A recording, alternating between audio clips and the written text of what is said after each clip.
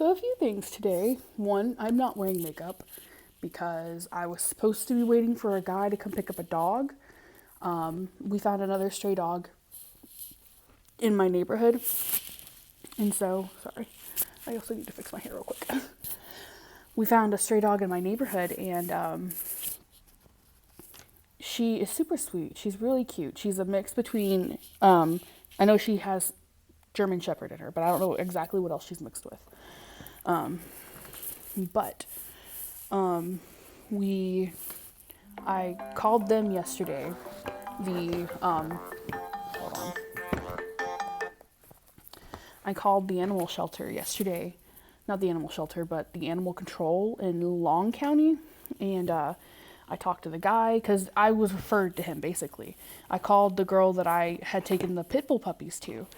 And I was like, hey, I have another dog. Can you come get them? Can you come get her? Because I have her right now, but now she's roaming around the neighborhood. But usually she stays where she won't get hit by a car, so that's good. My roommates have been on the lookout for her and all that stuff. Let's see. So she gave my number to somebody else, and that girl gave my number to the animal control guy. And I was like, listen, I don't want you to come get her. She's going to just wind up being killed. And he was like, no, like that's not how Long County does their things at all. He said that what they'll do is that they'll take her to the woman that I talked to before, and she'll decide whether or not she needs to go to the vet. If she's badly hurt, she'll go to the vet, and they'll check her up and everything. And from then on, they'll find out, like, the only reason a dog ever gets killed, like put down, put to sleep at that place is if it's in the best interest of the dog. If it's not going to be able to be saved, that's the only way they ever put the dog down, which I'm really happy about. Because 9 times out of 10, if a veterinary can fix whatever the problem is, they'll fix it. Unless it's just something that they're not going to be able to fix. So they have to, unfortunately, put the dog down. Which, in turn, it's a bittersweet thing. It gets the dog out of the pain and the misery that they were going through. But she didn't look like she was in any kind of pain. She's really sweet. She climbed into my car. It was so cute. Number 2 of my agenda to talk about today, I just found out, actually, one of my mom's best friend got attacked at our local Kroger today. So me saying that, make sure you're always aware of your surroundings. If you see anybody suspicious, go to where you know there's going to be a lot of people at, if you're in a store, talk to a manager, do whatever you have to do. Because in the end, you need to stay safe. And if you feel unsafe for whatever reason, go to somebody.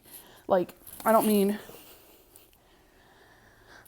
let me put it this way. If you see someone acting really suspicious, basically, like if you feel like you're being followed by a person, I've done that many times where I see the same person on the same aisle, and I'll see if it's just a coincidence. So I'll move to a different aisle entirely. And if I see them again, then I'll go find somebody that I know. Or I'll go near a manager or something like that. And I'll just be like, hey, not to like arouse suspicion or whatever, but this person's acting real sketch. So, and that's only if I see them more than 3 times. Because usually like Walmart's a big store. So I'm like, it could just be a coincidence. But if I see you on every single aisle that I'm at, no. I've been followed to my car before. It's terrifying. So then I went back inside to find out who I needed to go talk to. Because the guy was like, hey, I need a charger. I'm like, I'm sorry about it, bye. He tried to get me to go in and buy him a charger. I'm like, no, bye, I need to go. And then he followed me to my car. So that was fun. And my friend that I worked with, actually, I love him. I miss him so much. At the gun store that I used to work at, he told me that next time that happens, if you feel like you're going to be followed out to your car, go inside and get whoever's on security. Because usually stores have security guards sometimes because of shoplifting. So if they see it, they usually have someone on duty to like prevent it. Number 3 on my agenda to talk about. Last night I was feeling real like down. So I put on my Facebook where most of my friends and family are. What did I say? Unappreciated and unwanted was just the two words that I put on there. And one of my friends that actually watches these videos, so if you're watching, hi, I love you. She commented and she was like, you're doing fantastic things. You're actually really helping a lot of people. They may not be saying anything about it, but you're helping them, because she's going through some stuff. And she said that it gave her I don't know if you could say, is it be inspiration or courage? I'm pretty sure it'd be courage. I think they're about the same thing. But I gave her the courage to talk out about it and to go get help and everything. So thank you. It means a lot to me that you told me that, because I think it's great. I think asking, like I said, I think asking for help is one of the bravest things you can do, just because a lot of times it's being seen as being weak when you ask for help. But when you ask for help, you're choosing to put yourself in a vulnerable position by going to talk to somebody about it. And if that's not brave, I don't know what is, because, I mean, in the sense of mental health and stuff like that. Because you're choosing to do all that. It's not something that someone's like, oh, you need to go talk to this person. I'm making you do it. And also, if you choose to do it on your own, you'll benefit from it a lot more than having someone say, oh, go talk to this person because you need it. You're sick, blah, blah, blah. So I'm going to keep doing what I do. I wound up not being able to do much of my research last night because I was going to get food. I went to go get food from Walmart, and then I wound up coming back a little bit later. And I found the dog that I was telling you guys about, and I stood out there and petted her for like an hour because she just wanted some love, and I gave her some food.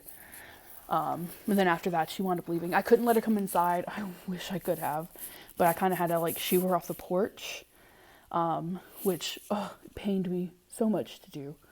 But then after that, my roommate, I'm going to refer to my roommates as 1, 2, and 3.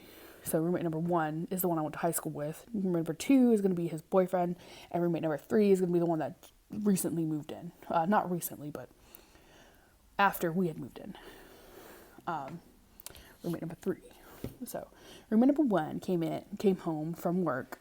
And he was just like, oh, I have to go to the bank for work. Do you want to go with me? And I was like, sure, why not? And he was like, well, we're out. We can go get burritos from Bar Burritos. And I was like, oh, damn. That means I have to get out of the car. It means I have to wear actual shoes. And I was like, on the plus side, I'm dressed otherwise. But, so I put on actual shoes. We went to the place. It was great. The reason it took so long, and it was actually kind of funny, everybody else found it funny except for the cashier. He was rude, by the way, so whatever. I'm trying to keep an eye on the time. It's almost 10:30, so it's almost time for me to clock in and everything. So this guy he wanted a quesadilla split into 4 because I guess he didn't realize that the quesadillas come split up already. So he said, I want a chicken quesadilla split into 4. And what the person heard was, I want 4 chicken quesadillas. And there was, I think, 3 people behind the line. So it backed them up a little bit. It was so funny. Because then he got, like, everything brought out to him. And he was just like,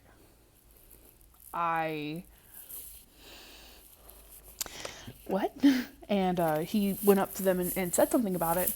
And he was just like, I only wanted 1 quesadilla split into 4.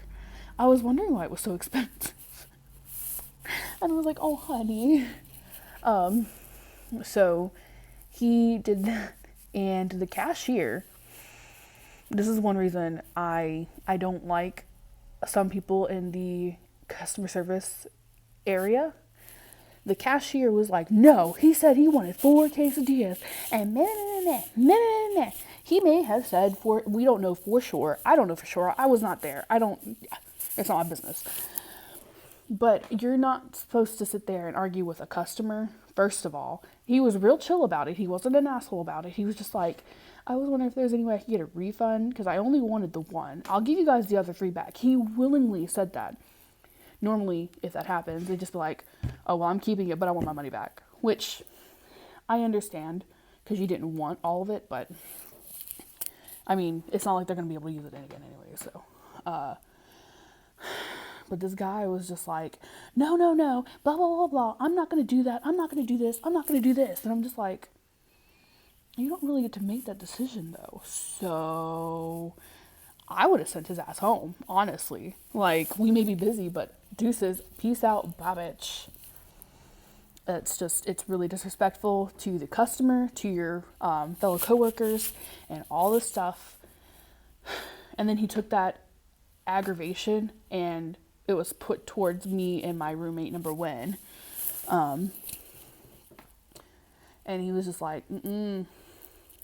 really rude, really disrespectful. And, like, I like making small talk. The only time that I think small talk is appropriate when you're at a cash register. Like, if you can, make the cashier laugh a little bit, because they're probably having a really shitty day. He was, but he didn't want any of it. I was just like, whatever, that's fine. I don't want to talk to you anyways. Which isn't true. I like talking to new people, but anyways, that's a different thing altogether. But that's it for right now. I just wanted to update you guys on that. So takeaway is always check with local animal places to make sure that they can be taken because of, I talked about the dog. Number 2, always be aware of your surroundings. If you see anything suspicious or you're nervous or you're scared or you feel like you're in any danger at all, find somebody. Number 3, if you are in customer service, be, regardless of who the person is, unless they are like physically, like a physical altercation tries to abruptly start, chances are they're probably having a bad day as well. The best thing you can really do, if you're a customer service person, is just be nice to them, and at the end of the day, they'll probably feel like shit because they're like, oh, they were really nice. I was a bitch. So that's my little tidbit of wisdom today. I keep smacking my lips because my mouth is dry. Or, that's it for right now. So I will talk to you guys later. Have a wonderful day, and I will make another video telling you guys about what I plan on doing for next month. And also step number 2 in mental health awareness. For right now, that's it. But if you guys have any questions, let me know. If you guys have any concerns, let me know. I'm always open to suggestions and stuff like that. So, but anyways, I'll talk to you guys later. Bye!